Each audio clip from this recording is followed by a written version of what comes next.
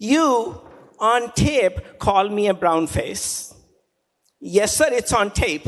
It's on tape, okay? You can't deny that. You shoved your finger in my face and said, Kumar, they will never accept you. You said it twice, and you were so intimidating that the sergeant at arms, without my invitation, came and intervened between us. And what I told you was what you just exhibited.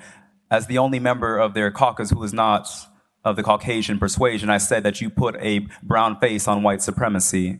Thank you, Mr. Speaker. Members, I feel very disappointed. I've been excited about democracy. I've been excited since I got elected to this House, and this is terrible. And really, it's just disappointment is what comes to mind. Representative Jones, you've had a difficult time. You look at everything through the lens of race. Those are your experiences, and that's perfectly understandable. But sincerely, after becoming elected, you should be celebrating. You really should be. You should join the House, become one of us, make the transformation from being a person who, yes, we've known you demonstrating a lot, mobilizing the community, but make the transformation to be a representative who represents. You claim that you have 78,000 people to represent. You claim that you have 78,000 people to represent. But, sir, you have not done that. You have mainly interrupted the proceedings. You have attacked fellow representatives. You have attacked the chairman almost in all committees. That is not representing your people. That is not going to bring credit to the people that you claim to represent.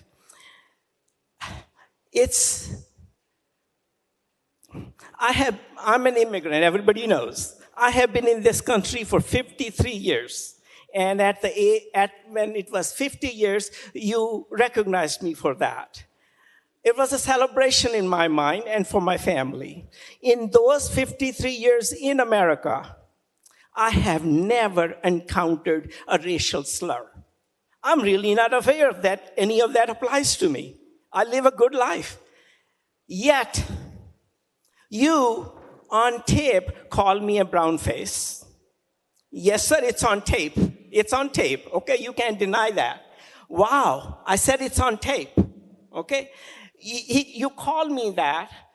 After the committee meeting on that same day, you walked up to me. You had no business coming up to me. You were sitting a row or two ahead of me. You shoved your finger in my face and said, Kumar, they will never accept you. You said it twice, and you were so intimidating that the sergeant at arms, without my invitation, came and intervened between us.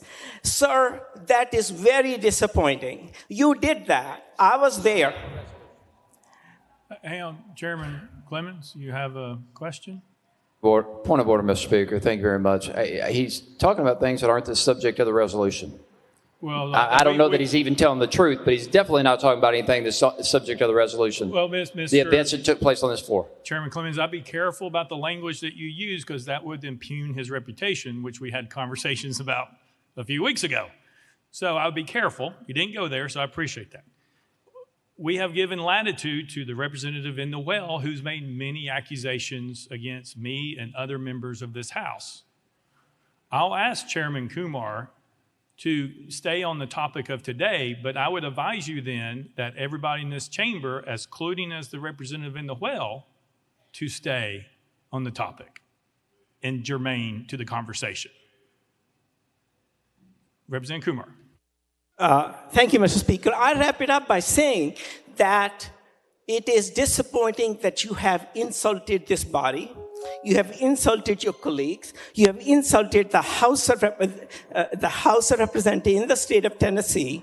You have insulted our Speaker. You have personally insulted me. And part of that is on tape, sir. I implore you that let us take it from here, whether you are expelled or not. But please, come on, you are a talented young man. You have a lot to offer, but offer it in a way that people are accepting of your ideas.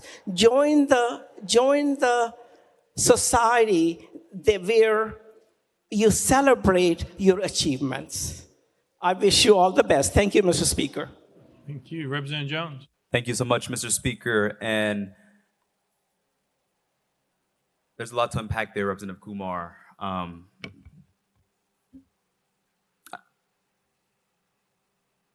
don't even know where to start, to be honest. I mean,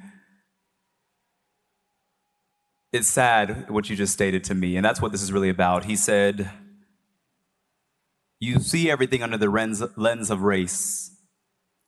When you join this body, you should just become one of us. Just assimilate. That's very disappointing to hear, my friend. And what I told you was what you just exhibited. As the only member of their caucus who is not of the Caucasian persuasion, I said that you put a brown face on white supremacy. That's what I stated. All right, Representative Jones, Chairman Clemens, you know that that's out of line if you're moving down Chairman Kumar. We've asked people to stay on Jermaine. I asked to stay on Jermaine. He made his he made a statement right there.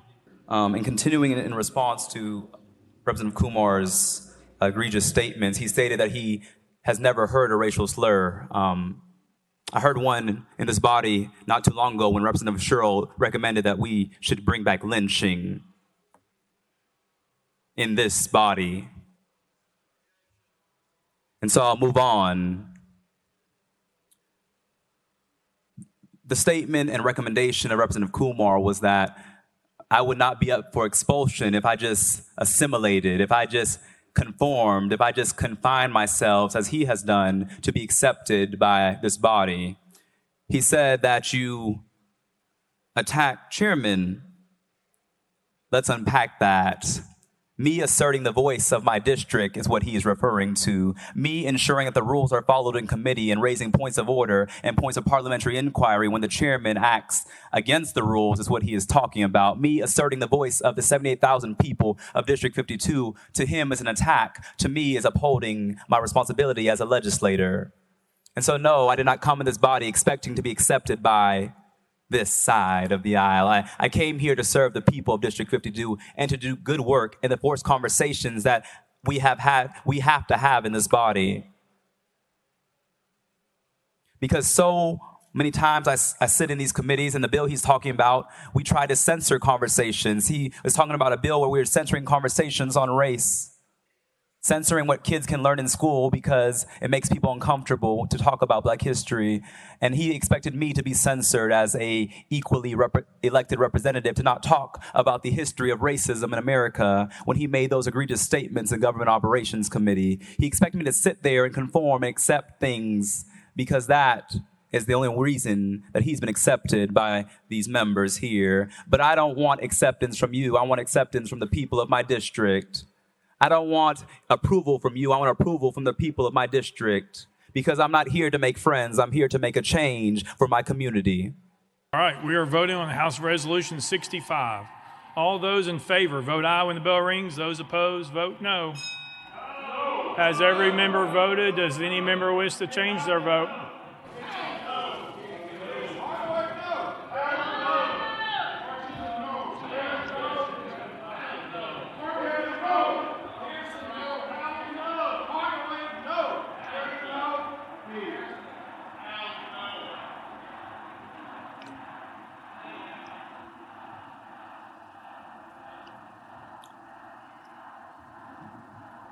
Mr. Clerk, take the vote.